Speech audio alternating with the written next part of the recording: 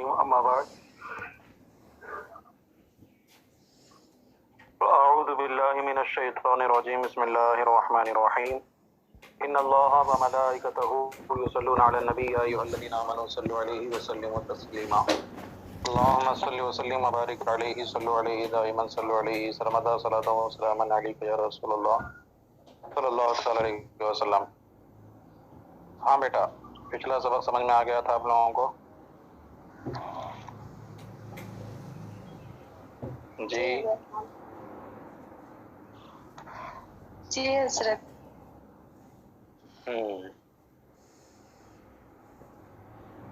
چلیے دیکھیے، بسم اللہ الرحمن الرحیم ولا نوجب التصدق بالشاة او بالقیمة باعتبار قیامه مقام التضحیہ بل اعتبار احتمال قیام التضحیة فی ایامها مقام التصدق اصلا اذ هو المشروع فی باب المال۔ یہ بھی بیٹا ایک اعتراض کا جواب ہے جو احناف کے اوپر وارد ہوتا ہے۔ اعتراض کیا تھا؟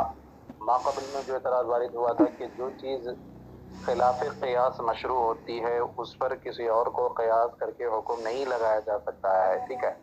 تو پھر آپ لوگوں نے نماز کی قضا پر فدیے کا حکم کیسے عائد کیا، یہ اعتراض ہوا تھا کل، اور اس کا جواب بھی بتائے تھے۔ آج بھی اسی طرح کا ایک اعتراض ہے۔ اعتراض کو پہلے سمجھیے، اعتراض ہے کیا؟ اعتراض کو سمجھنے سے پہلے جو ہے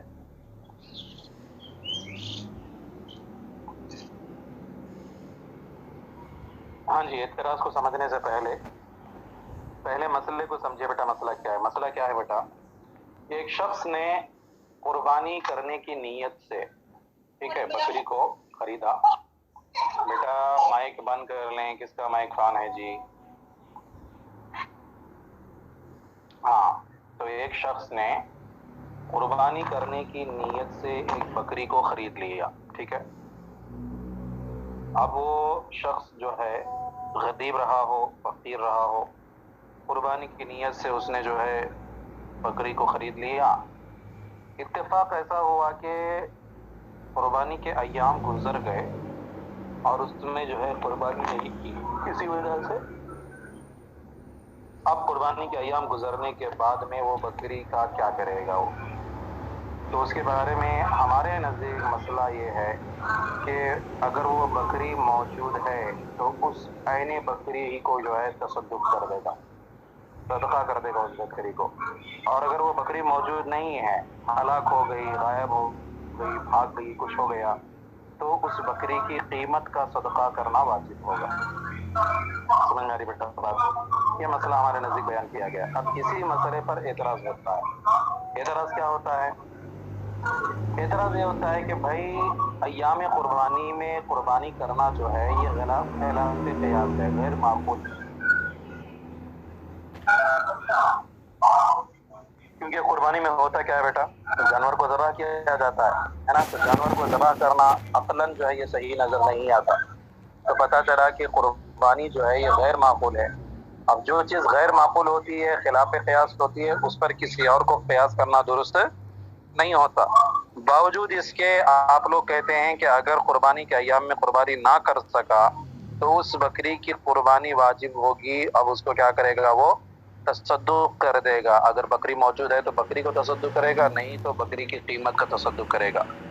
یہ جو آپ قیاس کر رہے ہیں کہ بکری کی قیمت یا پھر بکری ہی کو تصدق کرے گا، یہ خلاف قیاس ہے۔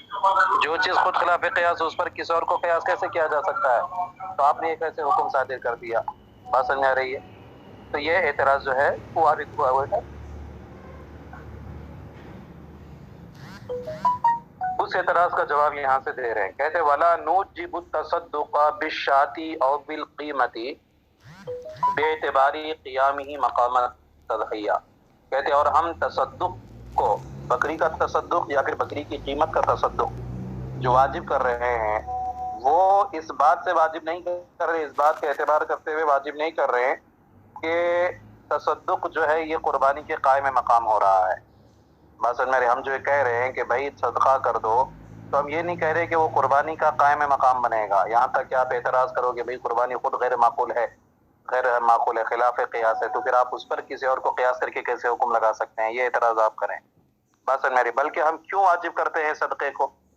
کہتے بل اعتبار احتمالی قیام تضحیتی فی ایامہا مقام التصدق اصلا، کہتے بلکہ اس بات کا اعتبار کرتے ہوئے کہ یہ احتمال موجود ہے کہ قربانی جو ہے یہ جو ہے تصدق کے قائم مقام ہو قربانی کے ایام میں. بات سمجھ میں آ رہی ہے؟ یعنی اصل قربانی اور تصدق اس کا قائم مقام نہ ہو، بلکہ تصدق جو ہے صدقہ کر دینا یہ اصل ہے، اور قربانی کے ایام میں قربانی جو ہے وہ اس کا قائم مقام ہے. اس کو تھوڑا سا سمجھیے بیٹا بچے کیا ہے. دیکھیے سب سے پہلے یہ بات جانیے کہ انسان کی ضرورت جو ہے وہ کس سے پوری ہوتی ہے؟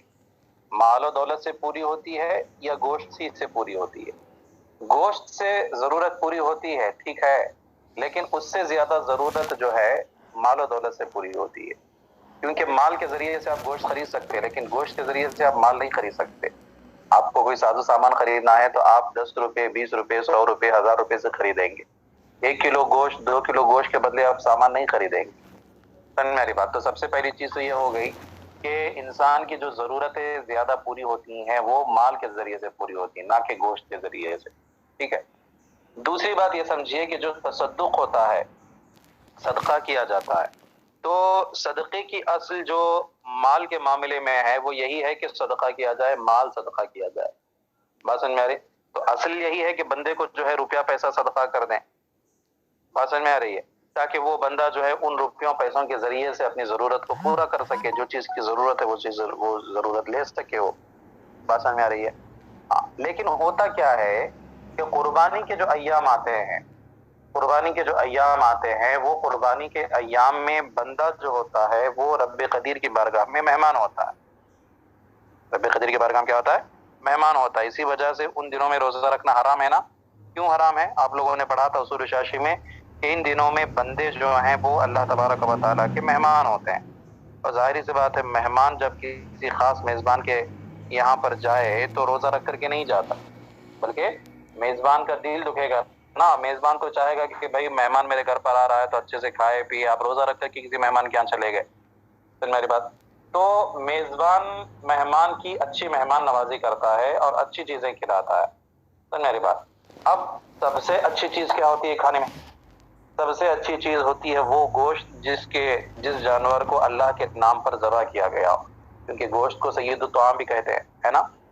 تو مہمان کے اچھی میزبانی کرنا یہ میزبانوں کی عمومی طور پر عادت ہوتی ہے کہ وہ بہترین انداز میں اپنے مہمانوں کی مہمان نوازی کرتے ہیں. تو میری بات، اب جب قربانی کے ایام میں بندے جو ہے وہ اللہ کی بارگاہ کے مہمان ہیں تو یہ چیز واجب کی گئی کہ بھائی جب اللہ کی بارگاہ کے مہمان بندے بن رہے ہیں تو ان کو وہ چیز دی جائے جس کی ان دنوں میں زیادہ ضرورت ہے. اب وہ چیز ہے کیا؟ گوشت، ہے نا.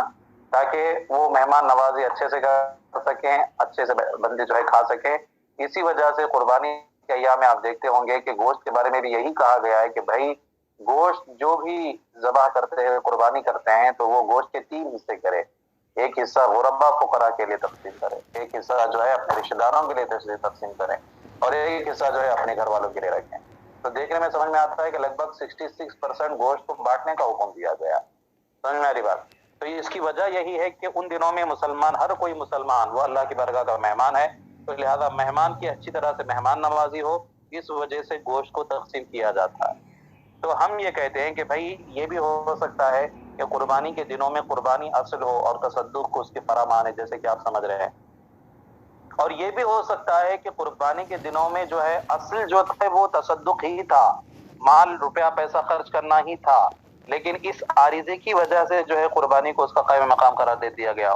جو ابھی علت ہم نے آپ کو بتائی ہے اس علت کی وجہ سے کیا ہے اس کو قائم مقام کر دیا گیا. اگر اس بات کا اعتبار کر لیا جائے تو ایسی صورت میں کیا ہوگا؟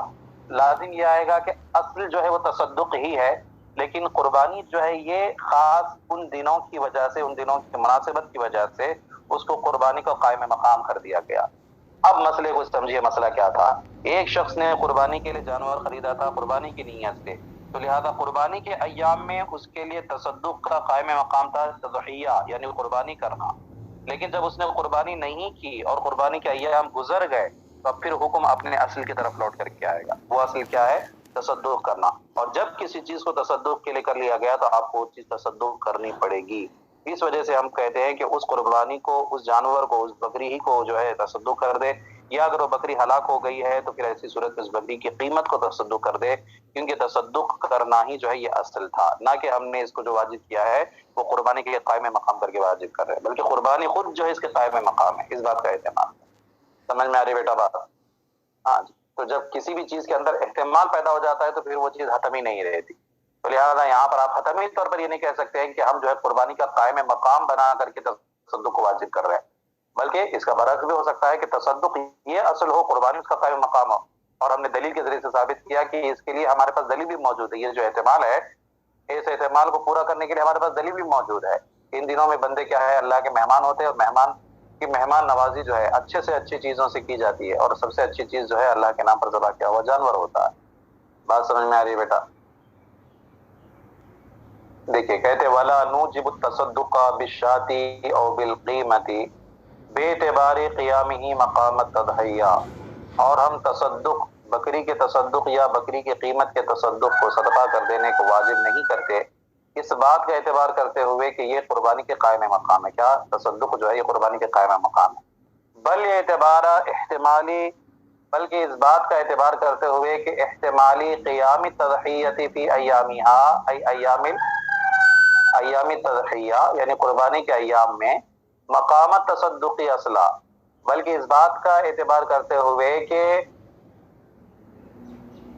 تضحیہ جو ہے وہ خود ایام تضحیہ میں، یعنی قربانی کے جو ایام ہیں 10، 11، 12 ذی الحج، قربانی کے ایام میں یہ تصدق کے قائم مقام ہو بالکلیہ طور پر. اصلاً کا مطلب بالکلیہ طور پر، یعنی اصل کے اعتبار سے ہی یہ قربانی جو ہے یہ تصدق کے قائم مقام ہو. بات سمجھ میں آ رہی ہے؟ کیا دلیل ہے بھئی کہ تصدق کے قائم مقام، تصدق جو ہے اصل ہے، قربانی فرع ہے. تو کہتے ہیں اذ هو المشروع فی باب المال، اس لیے کہ قربانی ایک مالی عبادت ہے. قربانی کوئی بدنی عبادت ہے بیٹا نہیں، یہ مالی عبادت ہے. اور مالی عبادت میں اصل جو ہوتا ہے وہ کیا ہوتا ہے؟ تصدق ہی ہوتا ہے. مال کا عبادت کیا ہے؟ آپ تصدق کریں گے وہی ہے مال کی عبادت. آپ زکوٰۃ دے لیں گے، زکوٰۃ کے اندر بھی تصدق پایا جاتا ہے. صدقہ خیرات کریں گے، تصدق پایا جاتا ہے. یعنی اپنے مال کو اللہ کی مرضی کے لیے کسی اور کو جو مستحق ہے اس کو دے دینا، یہی کیا ہے؟ تصدق کہلاتا.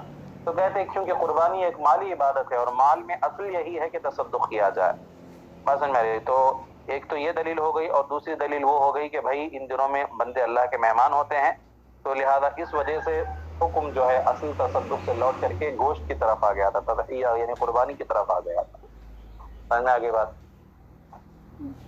کہتے وَلِهَذَا لَمْ يُعَدْ إِلَى الْمِثْلِ بِعَوْدِ الْوَقْتِ، یہی وجہ ہے. کیا وجہ ہے؟ کس وجہ سے؟ کہ بھائی جس کا کوئی عقلی طور پر جو خلاف قیاس ثابت ہوتی ہے اس کا کوئی مثل موجود نہیں ہوتا، اس پر کسی اور کو قیاس نہیں کیا جاتا. کہتے اسی بنیاد پر لم یعد الی المثل بعود الوقت، وقت کے لوٹ جانے سے مثل کی طرف اعادہ نہیں کیا جاتا. مطلب قربانی کے ایام جب ختم ہو گئے تو پھر اب انتظار نہیں کیا جاتا کہ آئندہ سال قربانی کے ایام آئیں گے تب جا کر کے بکری کو ہم ذبح کریں گے. نہیں.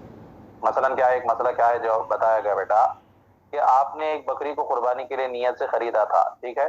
اب قربانی کے ایام گزر گئے، آپ نے اس کو ذبح نہیں کیا، ٹھیک ہے، کسی بھی عارضی کی وجہ سے.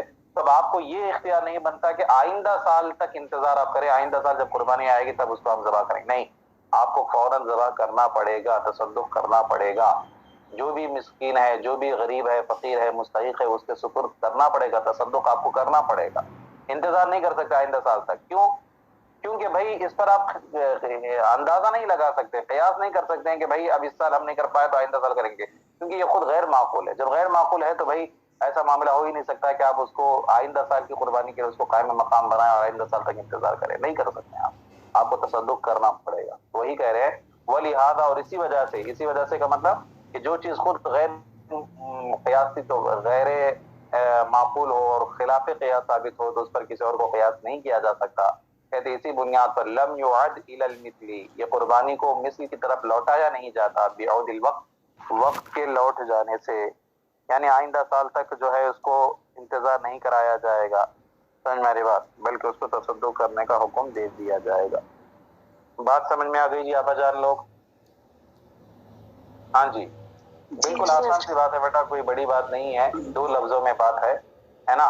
معترض کا اعتراض یہ ہے کہ بھائی جب قربانی خود خلاف قیاس ہے، ایک جانور کو ذبح کرنا ہے، ایک جان کو ختم کر دینا ہے، تو اس پر کسی اور کو قیاس نہیں کیا جا سکتا۔ اس کے باوجود آپ لوگ کہتے ہیں کہ اگر کسی نے قربانی کے لیے جانور خرید لیا اور کسی وجہ سے قربانی نہ کر سکا تو اس جانور کا یا پھر اس جانور کے موجود نہ ہونے کی صورت میں اس جانور کی قیمت کا تصدق واجب ہوتا ہے۔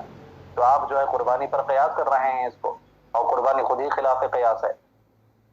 تو جواب یہ کہ بھائی ہم نے اس بات کا اعتبار کرتے ہوئے یہ حکم نہیں عائد کیا ہے کہ قربانی جو ہے وہ اصل ہے اور اسی پر قیاس کرتے ہوئے اس کا نائب یا اس کا فرع ہم یہ بنا رہے ہیں کہ ہم اس کی تصدق واجب کریں گے، نہیں، بلکہ ہم یہ کہتے ہیں کہ اس بات کا احتمال پایا جاتا ہے کہ قربانی جو ہے یہ فرع ہو، اصل جو ہے وہ تصدق ہو۔ سمجھ میری بات؟ کیونکہ مالی عبادت ہے یہ، اور مالی عبادت میں یہی اصل ہوتا ہے تصدق، تو لہذا اصل یہی ہے کہ تصدق جو ہے یہی اصل ہے۔ قربانی کو اس کا قائم مقام قرار دیا گیا قربانی کے ایام میں، اس کی وجہ صرف یہی ہے کہ ان دنوں میں بندے اللہ کے مہمان ہوتے ہیں، اور جب اللہ کے مہمان ہیں تو مہمان کی مہمان نوازی اچھی سے اچھے طعام کے ذریعے سے ہونا چاہیے، اور اچھا طعام جو ہے اللہ کے نام پر ذبح کیا ہوا جانور کا گوشت ہے۔ تو لہٰذا اس عارضے کی بنیاد پر قربانی کے ایام میں قربانی کو واجب قرار دیا گیا۔ پھر جب قربانی کے ایام ختم ہو گئے تو پھر حکم اپنے اصل کی طرف لوٹ آئے گا، اور جس طرح سے مالی عبادتوں میں تصدق اصل ہوتا ہے وہی حکم یہاں پر بھی عائد کیا جائے گا۔ سمجھ میری بات؟ تو لہٰذا ہم نے جو قیمت کو واجب کیا ہے وہ قربانی کے قائم مقام کر کے نہیں واجب کیا، بلکہ یہی اصل ہے، اسی اصل کے ذریعے سے جو ہے مالی عبادتیں وجود میں آتی ہیں اور مالی عبادتوں کو انجام دیا جاتا ہے۔ سمجھ میں آگئی بات؟ ہاں جی آپا جان لوگ بس رہنے دیجئے، اب یہاں سے قضا شبیہ بالادا کی مثال پیش فرمائیں گے، اس کو ایک الگ انداز سے مصنف نے پیش کیا ہے، دونوں باتوں کو ایک ساتھ پیش کیا ہے، اس کو ہم انشاءاللہ العزیز کل پڑھیں گے بیٹا، ٹھیک ہے؟ امید ہے کہ یہ سبق آپ لوگوں کو سمجھ میں آ گیا ہوگا، اس کو ذرا آپ لوگ اچھی طرح سے ملا لیجئے اور دعاؤں میں یاد رکھیے، ٹھیک ہے؟ ہاں جی آپا جان لوگ،